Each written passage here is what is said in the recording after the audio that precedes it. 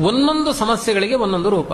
ಅಜ್ಞಾನಿಗಳಾಗಿದ್ರೆ ವೇದವ್ಯಾಸ ಅಂತ ಹೇಳಿ, ಪಾಖಡ್ಡಿಗಳ ಸಂಘ ಮಾಡಿದ್ರೆ, ದೇವರ ನಿಂದನೆ ಮಾಡುವ ವ್ಯಕ್ತಿಗಳ ಸಂಘ ಮಾಡಿದ್ರೆ ಅವಾಗ ಋಷಭನ ಸ್ಮರಣೆಯನ್ನ ಮಾಡಿ, ದೇವರಿಗೆ ಅಪಚಾರ ಮಾಡಿದ ಏನಾದರೂ ಪಾಪಗಳು ಮನಸ್ಸಿಗೆ ಬಂದ್ರೆ ಹಯಗ್ರೀವ ಅಂತ ಹೇಳಿ, ದೇಹಕ್ಕೆ ಅಪಥ್ಯಗಳಾಗಿದ್ರೆ ಧನ್ವಂತರಿ ಅಂತ ಹೇಳಿ, ಮನೆಯಲ್ಲಿ ವಾಸ್ತು ಶುದ್ಧಿ ಇಲ್ಲ ಅಂತ ಆದ್ರೆ ವಾಮನ ಅಂತ ಚಿಂತನೆ ಮಾಡಿ, ಪ್ರಯಾಣ ಮಾಡಬೇಕಾದ್ರೆ ತ್ರಿವಿಕ್ರಮ ಅಂತ ಚಿಂತನೆ ಮಾಡಿ. ಒಂದೊಂದು ಸಮಸ್ಯೆಗಳಿಗೆ ಆಕ್ಸಿಡೆಂಟ್ ಆಗಬಾರದು ಅನ್ನಲಿಕ್ಕೆ ಡಾಕ್ಟರ್ ಹತ್ರ ಮಾತ್ರ ಇದೆಯಾ?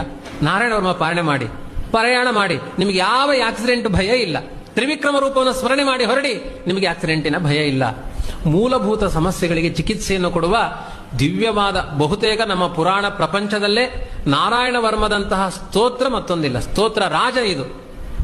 ಎಲ್ಲಿಯ ತನಕ ಇದರ ಮಹಿಮೆಯನ್ನು ಹೇಳಿದ್ದಾರೆ ಅಂದ್ರೆ, ನಾರಾಯಣ ವರ್ಮ ಪಾರಾಯಣ ಮಾಡಿದ ವ್ಯಕ್ತಿಯ ಹೆಸರಿನಲ್ಲಿ ಯಾರಾದರೂ ಪಿಂಡ ಹಾಕಲಿಲ್ಲ ಅಂದ್ರೂ ಅವನಿಗೆ ಸದ್ಗತಿಯಾಗುತ್ತಂತೆ. ಇನ್ನು ಮನೆಯಲ್ಲಿ ಹೋಗಿ ಹೇಳಬೇಡಿ, ಮೊದಲೇ ಪಿಂಡ ಹಾಕುವುದಿಲ್ಲ ಮಕ್ಕಳು.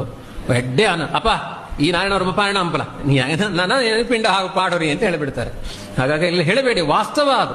ಒಬ್ಬ ಕೌಶಿಕ ಅನ್ನುವ ಬ್ರಾಹ್ಮಣ ಅಪ್ಪ ಇಲ್ಲ ಅಮ್ಮ ಇಲ್ಲ, ಅನಾಥನಾಗಿ ಸತ್ತೋಗಿದ್ದ. ಒಬ್ಬ ಗಂಧರ್ವ ಫ್ಲೈಟ್ ಅಲ್ಲಿ ಹೋಗ್ತಾ ಇದ್ದ.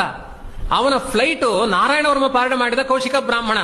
ಅವನ ಮೇಲೆ ಆ ವಿಮಾನದ ನೆರಳು ಬಿದ್ದಾಗ ವಿಮಾನ ದಪ್ಪನೆ ಕೆಳಗೆ ಬೀಳ್ತು. ನೋಡ್ತಾನೆ, ನನ್ನ ವಿಮಾನ ಯಾಕೆ ಕೆಳಗೆ ಬೀಳ್ತು? ನೋಡಿದ್ರೆ ಅವನ ಅಸ್ಥಿಗಳಿಂದ ನಾರಾಯಣ ವರ್ಮದ ಪಾರಾಯಣ ಕೇಳಿಸ್ತಾ ಇತ್ತಂತೆ. ಅವನು ಪ್ರಾಸ್ಯ ಪ್ರಾಚಿ ಸರಸ್ವತಿ. ಒಂದೊಂದು ಸಮಸ್ಯೆಗಳಿಗೆ ಒಂದೊಂದು ರೂಪ. ಅಜ್ಞಾನಿಗಳಾಗಿದ್ರೆ ವೇದವ್ಯಾಸ ಅಂತ ಹೇಳಿ, ಪಾಖಡ್ಡಿಗಳ ಸಂಘ ಮಾಡಿದ್ರೆ, ದೇವರ ನಿಂದನೆ ಮಾಡುವ ವ್ಯಕ್ತಿಗಳ ಸಂಘ ಮಾಡಿದ್ರೆ ಅವಾಗ ಋಷಭನ ಸ್ಮರಣೆಯನ್ನ ಮಾಡಿ, ದೇವರಿಗೆ ಅಪಚಾರ ಮಾಡಿದ ಏನಾದರೂ ಪಾಪಗಳು ಮನಸ್ಸಿಗೆ ಬಂದ್ರೆ ಹಯಗ್ರೀವ ಅಂತ ಹೇಳಿ, ದೇಹಕ್ಕೆ ಅಪಥ್ಯಗಳಾಗಿದ್ರೆ ಧನ್ವಂತರಿ ಅಂತ ಹೇಳಿ, ಮನೆಯಲ್ಲಿ ವಾಸ್ತು ಶುದ್ಧಿ ಇಲ್ಲ ಅಂತ ಆದ್ರೆ ವಾಮನ ಅಂತ ಚಿಂತನೆ ಮಾಡಿ, ಪ್ರಯಾಣ ಮಾಡಬೇಕಾದ್ರೆ ತ್ರಿವಿಕ್ರಮ